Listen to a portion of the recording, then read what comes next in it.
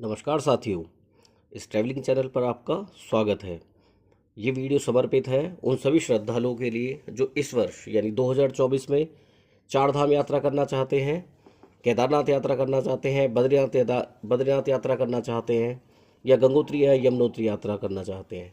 साथ ही साथ ये यात्रा कैसे करनी है और इस यात्रा के साथ साथ आप कौन से स्थानों को घूम सकते हैं, ये भी इस वीडियो के अंतर्गत बताया जाएगा। तो जैसे कि आप जानते हैं कि इस यात्रा को करने से पहले आपको सबसे पहले इस यात्रा के लिए रजिस्ट्रेशन करना होगा। और जैसे कि आप सबको पता है कि इस वर्ष जो यात्राएं शुरू हो रही हैं वो केदारनाथ 10 मई 2024 से दर्शन के लिए खुल रहे हैं, और बाकी तीनों धाम जो है यानी कि गंगोत्री, यमुनोत्री और बद्रीनाथ जी, ये तीनों 12 मई 2024 से आप सबके दर्शन के लिए खुल जाएंगे। तो सबसे पहले मैं आपको बताता हूँ कि आपको रजिस्ट्रेशन कहाँ से करना होगा। तो इसके लिए आपको इधर उधर भटकने की आवश्यकता बिल्कुल भी नहीं, किसी भी एजेंट के झांसे में ना आए, अनावश्यक पैसे ना खर्च करें, क्योंकि सरकार द्वारा इसके लिए कोई राशि आपसे नहीं ली जाती। तो बस आवश्यकता है आपको एक कंप्यूटर, लैपटॉप या मोबाइल की, जिसमें आपको कुछ डॉक्यूमेंट्स पहले से ही स्कैन कर कर रखने होंगे, क्योंकि इनकी आपको आवश्यकता पड़ने वाली है। तो चलिए बताता हूँ आपको साइट जहाँ से आपको रजिस्ट्रेशन करना है। इसके लिए आपको एक सरकारी साइट http://registration-and-tourist-care.uk.government.in पर जाना होगा, या आप tourist care Uttarakhand mobile app को प्ले स्टोर से भी डाउनलोड कर सकते हैं। या इसके अलावा आप मोबाइल नंबर 8394833833 पर यात्रा लिखकर भेजकर भी रजिस्ट्रेशन प्रोसेस को शुरू कर सकते हैं।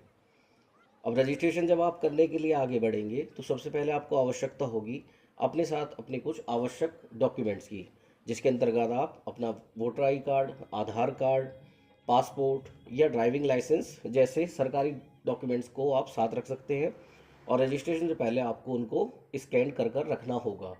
साथ ही आपको अपनी एक फ़ोटो भी स्कैन करके रखनी होगी। आपको एक और महत्वपूर्ण बात बताऊं कि आप एक साथ 6 सदस्यों का रजिस्ट्रेशन कर सकते हैं। ये एक अधिकतम व्यक्ति जो सरकार द्वारा निर्धारित किए गए हैं कि आप एक पोर्टल पर एक टाइम में एक मोबाइल या एक ईमेल से एक साथ 6 यात्रियों का ही रजिस्ट्रेशन कर सकते हैं। और आपको उन सब की वैलिड आईडी या जो मैंने भी आपको डॉक्यूमेंट्स पहले बताए उन सब की स्कैन कॉपी रखनी होगी, साथ ही उनकी फ़ोटो भी रखनी होगी। आप जैसे जो मैंने आपको साइट बताई, आप उस साइट पर जाकर रजिस्ट्रेशन फॉर्म को भरेंगे। उसके बाद आप उस पर मोबाइल फ़ोन नंबर या जो भी ईमेल आपने वहाँ दिया होगा उसके ऊपर एक ओटीपी आएगा। उस ओटीपी के बाद आपको एक यूआरएन यानी कि यूनिक रजिस्ट्रेशन नंबर, जो कि आप सभी 6 यात्रियों के लिए एक ही होने वाला है, वो आपके मोबाइल नंबर और मेल पर आ जाएगा। इसके बाद आप अपना चार धाम यात्रा रजिस्ट्रेशन लेटर डाउनलोड कर सकते हैं। और इसके साथ आपके लिए मतलब इस आप जब भी किसी धाम यात्रा जाएंगे तो यही चार धाम यात्रा रजिस्ट्रेशन आपको अपने साथ रखना होगा। साथ ही आपको अपना आधार कार्ड या जो भी डॉक्यूमेंट्स पहले बताए गए वो भी आपको साथ रखने होंगे। उनकी आपको आवश्यकता पड़ सकती है, नहीं भी पड़ सकती, वो डिपेंड करेगा कि उस समय वहाँ भीड़ कैसी है या व्यवस्था कैसी है। इसके अलावा ये तो हुआ ऑनलाइन प्रोसेस, लेकिन आप में से बहुत सारे साथी होंगे जिनका कार्यक्रम अचानक बन सकता है, या जो हो सकता है कंप्यूटर की नॉलेज ना रखते हो, या जिनके पास अप्रोच ना हो इंटरनेट की या अन्य ऐसे साधनों की जो ऑनलाइन रजिस्ट्रेशन करें। तो आप लोगों को भी घबराने की कोई आवश्यकता नहीं, क्योंकि सरकार द्वारा ऑफलाइन रजिस्ट्रेशन प्रोसेस की भी सुविधा आपको दी गई है। इसके अंतर्गत आपको सरकार ने, उत्तराखंड गवर्नमेंट ने कुछ डेजिग्नेटेड ऑफलाइन रजिस्ट्रेशन सेंटर रखे हैं।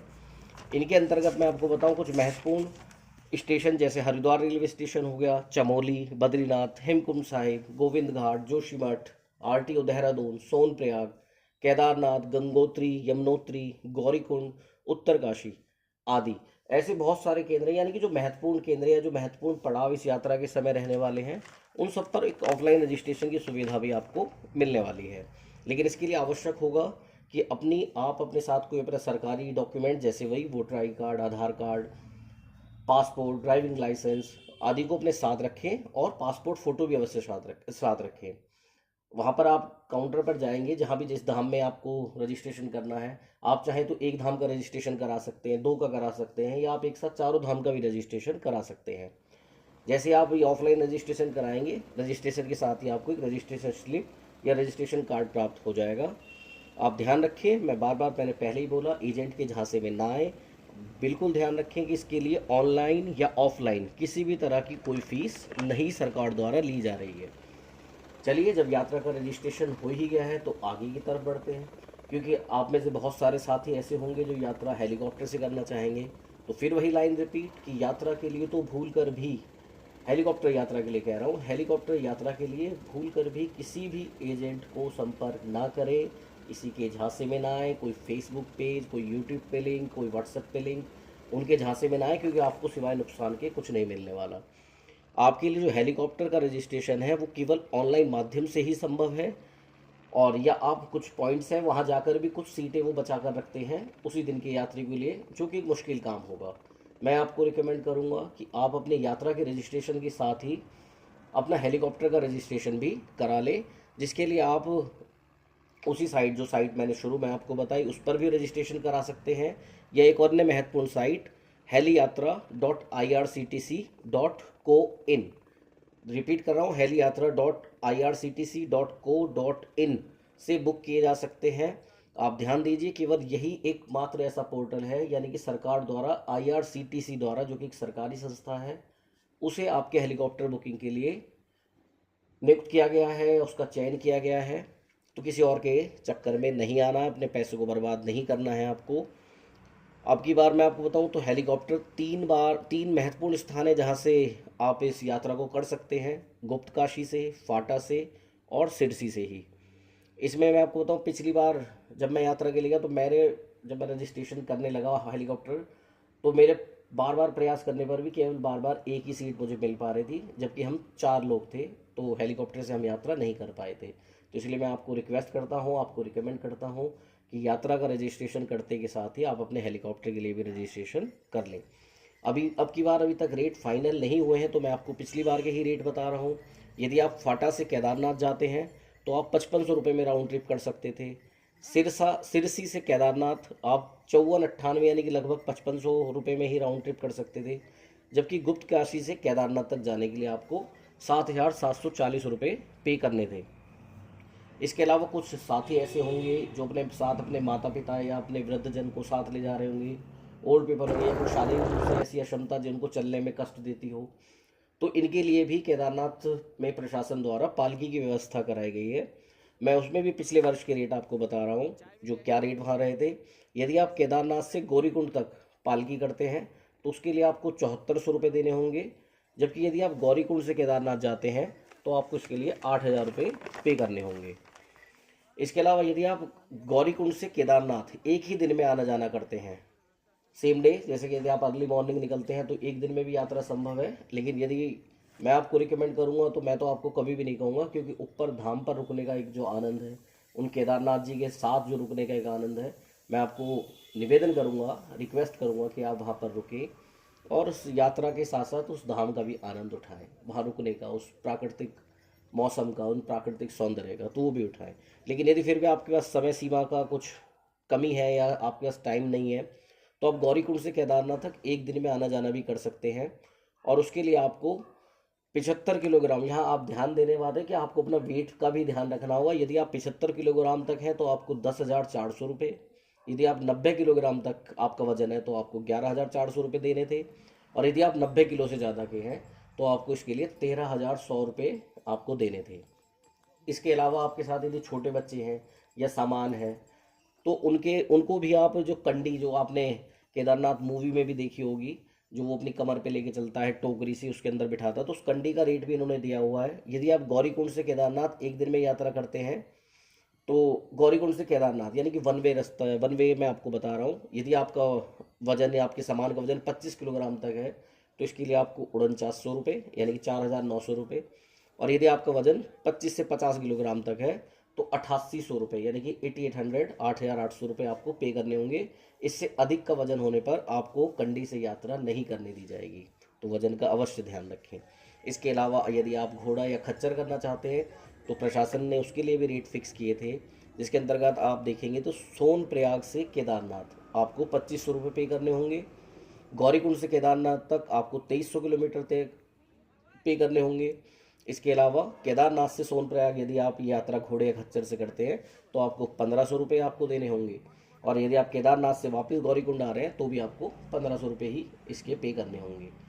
पिछली बार हमने भी यात्रा अपने पिताजी के साथ की थी, तो पिताजी के साथ गए तो हमने भी हेलीकॉप्टर, जैसे मैंने आपको शुरू में बताया, बुक नहीं हो पाया था, तो पिताजी साथ थे तो यात्रा खच्चर से घोड़े से ही हमने की, और हमने 2500 रुपये ही पे किए थे उसको। लेकिन वहाँ पर हमने वहाँ एक समझदारी कह लें या कोइंसिडेंस था कि हमने उस जो पोनी जो उस खच्चर को चला रहा था उसका हमने आई कार्ड अपने पास लेकर रख लिया था। तो मैं आपको एक और सलाह, महत्वपूर्ण सलाह दूंगा कि आप जो भी कंडी, पालकी, खच्चर, यदि आप कुछ भी घोड़ा कुछ भी बुक करते हैं तो उन लोगों के पास एक उनका आई कार्ड होता है जो कि प्रशासन द्वारा अधिकृत होता है कि ये लोग उसको ऑपरेट कर सकते हैं। उस आई कार्ड को आप अपने पास अवश्य लेकर रख लें, क्योंकि यदि आप ऐसा नहीं करेंगे तो पिछली बार मैंने देखा था कि वहाँ पर कुछ लोग ऐसे कस्टमर थे, क्योंकि इतनी बड़ी यात्रा है तो बीच में घोड़ा 2 से 3 पड़ाव लेता ही लेता है, केदारनाथ में भी, यमुनोत्री में भी, गंगोत्री और बद्रीनाथ जी में आपको इनकी आवश्यकता नहीं पड़ने वाली है। तो वहाँ पर वो लोग क्या कर रहे थे, घोड़े वाले धोखा देते थे लोगों को, ये कंडी वाले धोखा दे रहे थे कि वहाँ भीड़ में आप अपने उसको नहीं पहचान पाएंगे जो भी व्यक्ति आपके साथ है। तो आप जब भी यात्रा शुरू करें तो सबसे पहले उनका वो आईडी कार्ड जो प्रशासन द्वारा उन्हें दिया गया है उसे अपने पास लेकर रख लें। तो ये तो थी रजिस्ट्रेशन की महत्वपूर्ण बात। इसके अलावा मैं आपको कुछ और महत्वपूर्ण बात जो आपके स्वास्थ्य से संबंधित है। देखिए, यदि आप केदारनाथ जी की यात्रा करना चाहते हैं, यमुनोत्री की, तो अभी मानकर चलिए ये दोनों ही स्थान, विशेषकर केदारनाथ जी बहुत ऊंचाई पर स्थित है।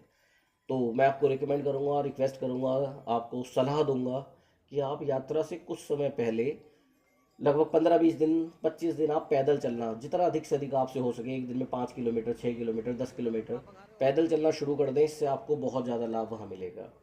यदि आपकी कोई पहले से कोई दवाइयाँ चल रही हैं तो अपने डॉक्टर का जो पर्चा है, जो रिकमेंडेशन, जो रिकमेंडेड दवाइयाँ आप खाते हैं, उस पर्चे को हमेशा साथ रखें।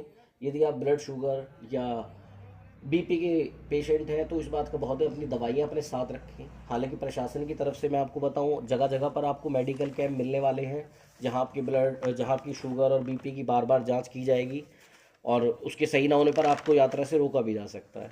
तो इसलिए मैं आपसे रिक्वेस्ट करूंगा कि पहले से ही आप अपने शरीर का ध्यान रखें, खान पान का ध्यान रखें, तला हुआ खाना या उस तरह का खाना आप अवॉइड करें कुछ समय के लिए। कोल्ड ड्रिंक ना पिए। कोल्ड ड्रिंक का मतलब मेरा ये थम्स अप और वगैरह जो इस तरह की कोल्ड ड्रिंक है, नींबू पानी है, वो सब आप कितना पी सकते हैं, उसकी कोई समस्या नहीं है। तो आपका शरीर फिट, जैसे मैंने आपको एक बताया भी था कि आपके वजन के अनुसार भी आपको यात्रा का खर्चा पे करना होता है, तो उस बात का भी ध्यान रखें।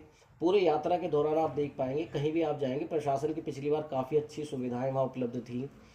अगर मैं कहूँ, चाहे घोड़े के लिए गर्म पानी की व्यवस्था हो या आपके रास्ते में आपके लिए खाने पीने की जो व्यवस्था हो, इसमें भी मैं आपको रिकमेंड करूँगा। यदि आप रास्ते में भी कुछ खाना पीना चाहते हैं तो देखिए, प्राइवेट लोग, हालांकि उन लोगों का रोज़गार यही है, मुझे ऐसा कहना नहीं चाहिए, लेकिन फिर भी मैं आपको रिकमेंड करूँगा आप गढ़वाल मंडल विकास निगम के जो आउटलेट्स हैं आप उन पर ही खाएं। उस पर खाना या कोल्ड ड्रिंक, चाय जो भी आप लेंगे, उसके आपको 2 लाभ होंगे। पहला लाभ तो ये कि आपको उचित दाम में व्यवस्था मिलने वाली है। दूसरा, वो जो भोजन या जो भी आप चाय, लंच, डिनर, ब्रेकफास्ट जो भी आप ले रहे हैं, उसके लिए आप दाम के साथ साथ जो क्वालिटी है वो भी वो लोग मेंटेन करते हैं, क्योंकि सरकार का एक उन पर नियंत्रण रहता है, उनका प्रभाव रहता है, उनकी शिफ्ट वाइज ड्यूटी रहती है। तो वो लोग आपको मतलब बेकार सुविधा या नहीं बेकार खाना आपको सर्व नहीं करेंगे, जबकि प्राइवेट लोग आपको कर सकते हैं। यात्रा के दौरान एक महत्वपूर्ण और चीज़, अपने साथ पानी की बोतल रखें, समय समय पर पानी पीते रहें, अपनी बॉडी को हाइड्रेट रखें। यात्रा किस समय में कर रहे हैं इस बात का भी आपको बहुत ध्यान रखना होगा, क्योंकि देखिए केदारनाथ जी में तो मौसम कभी भी बदल सकता है। मैंने यात्रा जून में करी थी और आप यकीन मानिए मैंने जून में भी वहाँ पर भारी बर्फबारी ऊपर भवन पर देखी थी, केदारनाथ जी पर। लेकिन मैं पूरी तरीके से तैयार था, पिताजी मेरे साथ थे तो मुझे उनका भी ध्यान रखना था, इसलिए मैं एक अच्छी क्वालिटी का अपने साथ रेन कोट भी लेके गया था, वाटरप्रूफ शूज़ भी लेके गया था, छाता भी लेके गया था। तो आप सबसे निवेदन है कि यात्रा जब आप करें तो आपके पास उचित प्रकार के गर्म कपड़े, चाहे आप कभी भी यात्रा कर रहे हो, ऊपर आपको जाने के लिए अगर आप पैदल यात्रा करते हैं तो आपको गर्म कपड़े की आवश्यकता नहीं रहेगी बहुत ज़्यादा, आप ट्रैक सूट में भी कर सकते हैं। लेकिन यदि आप ऊपर पहुंचते हैं तो वहाँ पर आपको गर्म कपड़े की आवश्यकता पड़ने वाली है। तो अपने साथ अपना उचित सामान साथ रखें। इसके अलावा एक और जो महत्वपूर्ण बात मैं आपको कहूँगा कि अपने यात्रा के जो पड़ाव हैं वो पहले से ही तय करके चलें। इसके लिए आप कोई उचित, अगर आपके संपर्क में कोई है तो ठीक है, नहीं तो आप गढ़वाल मंडल विकास निगम की साइट पर जाकर अपनी यात्रा के अनुसार अपने पड़ाव निर्धारित कर सकते हैं। जैसे कि ऊपर मैं अगर आपको कहूँ केदारनाथ के लिए, हालांकि वहाँ पर कैंप अच्छी मात्रा में उपलब्ध है और एक दिन के वहाँ पर पर्सन के हिसाब से भी 300 से 500 रुपये चार्ज वो ले रहे थे वन नाइट का। लेकिन कई बार यदि यात्रा मतलब श्रद्धालुओं की संख्या अधिक हो, भीड़ अधिक हो, तो वहाँ पर वो रेट का ना फ्लक्चुएशन होता रहता है, रेट कम ज़्यादा होते रहते हैं। तो गढ़वाल मंडल विकास निगम का, क्योंकि वो सरकारी है, फिर वही बात कि वो अपने रेट फिक्स रखते हैं, तो आप उनके माध्यम से भी इस यात्रा को बुक कर सकते हैं। इस साल अगर मैं आपको बताऊं कि प्रशासन ने कुछ बहुत महत्वपूर्ण परिवर्तन भी किए हैं, जो अभी कुछ नया एक अपडेट आया था प्रशासन के द्वारा कि इस बार रजिस्ट्रेशन की जो शुरुआत है वो 15 अप्रैल से हो रही है। यात्रा की तिथि मैं आपको बता ही चुका हूँ कि 10 मई से केदारनाथ जी और बाकी तीनों 12 मई से शुरू हो रहा है। इसके अलावा रजिस्ट्रेशन ऑनलाइन ऑफलाइन दोनों होगा। इलेक्ट्रॉनिक टोकन आपको मिलेगा। इस बार प्रशासन के द्वारा एक और महत्वपूर्ण काम ये किया गया है कि केदारनाथ जी में